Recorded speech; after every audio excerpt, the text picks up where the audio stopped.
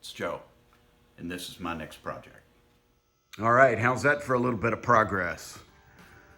Kind of like the movie March of the Penguins, this is just March of the Pop Rivets.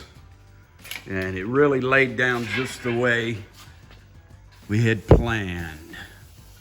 Nice, evenly spaced, pretty evenly spaced pop rivets. And it's ongoing process, not finished. The laying down, I love the curve of this.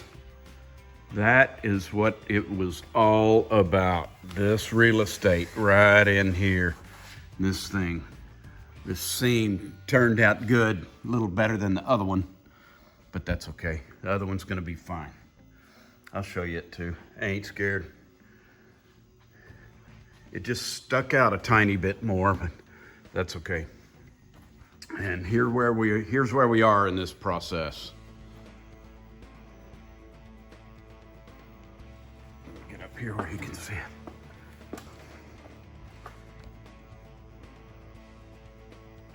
I like it. And here's the way that I went about this was I sanded these pieces first.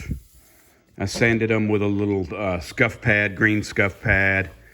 And because if you ever put any paint on here, you can't sand around these rivets to get the paint to stick. And I sanded it a little bit in there. And then I made this fancy thing right here, which is just it's a jigsaw blade taped to a marker, and I could drag it around there like that, and that gave me a good line on where those go. Next, you got to space them out. How about a piece of plumber's tape?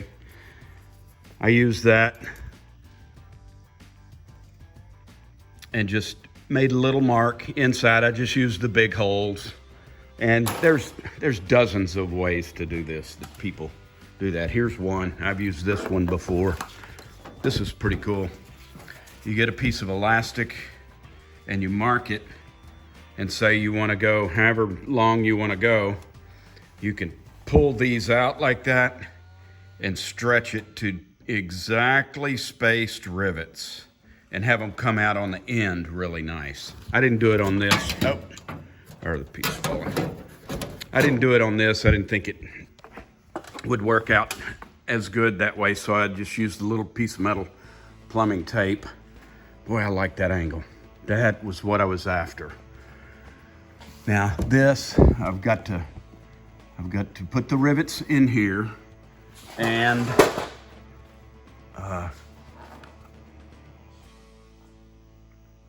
let's see, this crown.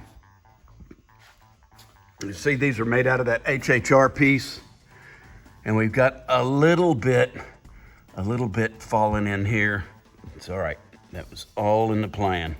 One falling in there. So we're gonna add a small little piece that'll go up over the top. I'm gonna make that out of this leftover piece of tin, this nasty piece of tin. But it'll turn out fine. It's gonna be fine. But I can't put that in, can't put the patch in till we put the window in. And and here's the window, which we've been talking about this for a long time. Pretty simple. We're gonna cut it off and get all this stuff out of here. We're gonna cut a hole and we're gonna sink it in there. Hopefully we can get it good and straight and nice. Cool thing is, I think we can get all this done here today, so you'll be seeing it here in a minute. See, that curve is really close. This is a, what is that? Mercury Sable, I believe. So hopefully this will sink right down in there. So the next thing we're gonna do is I'm gonna cut this up. I'm gonna put you over here on a tripod, and I think I'm gonna cut all this stuff up and You'll get to see that on time lapse. Be back in just a minute.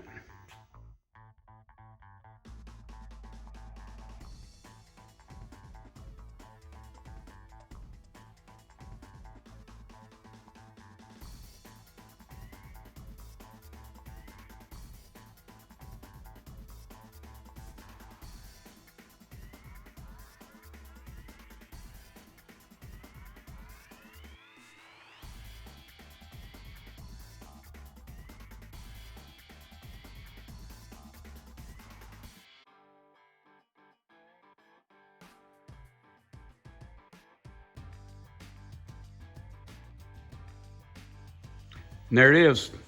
The back window's in, just sitting there. It fit pretty good. And then I went ahead and put this piece in there. And it just really, it sunk in there good. This lip, it lips out just a little bit on the sides.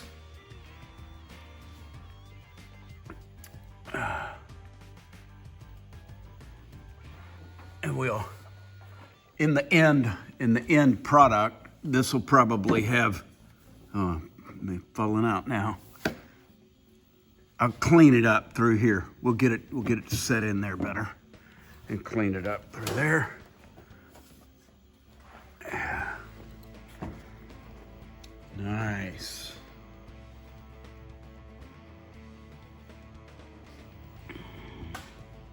I like those. You know, there is always the availability of the opportunity. There's always the opportunity for art. And I thought about two different things here. One, when I'm doing this, when I first started deciding to do this, I'm thinking, man, I need to look up wingtip shoes. They've been making holes into designs, big holes, small holes, holes in a row, all in design. And I got on Pinterest and man, I fell into the underworld of wingtip shoes. They go on forever. You can spend all the money you want on wingtip shoes. There's cults. Anyway, it's fascinating the way that they can take dot here and there and just make designs out of it. Also, this strip through here, I didn't do it, but I was thinking you could hourglass that thing and make it come to a point.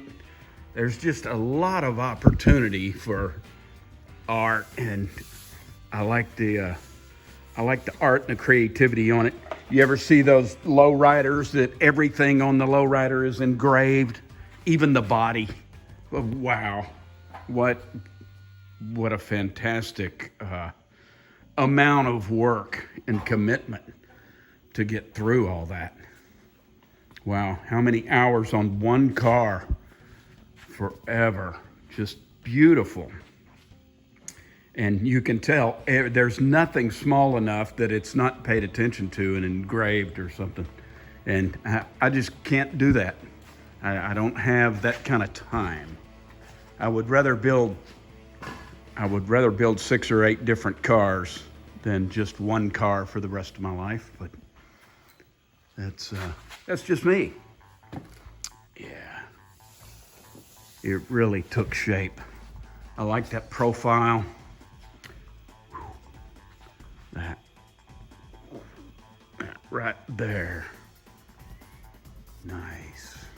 It's the window kind of wants to stick out a little bit. That's all right. All right. Well, I guess the next program is going to be windshield post, I suppose. Actually, this thing is just, it's just sitting on this board and that prop up there. It's sitting there like a hat. So it's really not complete. But at least it's one unit now, and I can raise it up and down a tiny bit. I've got a way to mount it and remove it. That's pretty cool too.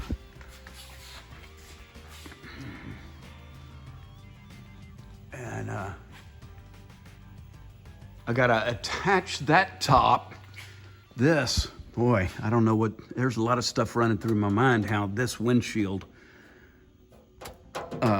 post here is gonna tie to the structure and how this top sets on and off, but that's the fun about the whole thing. You gotta be having fun, and that's a challenge to me.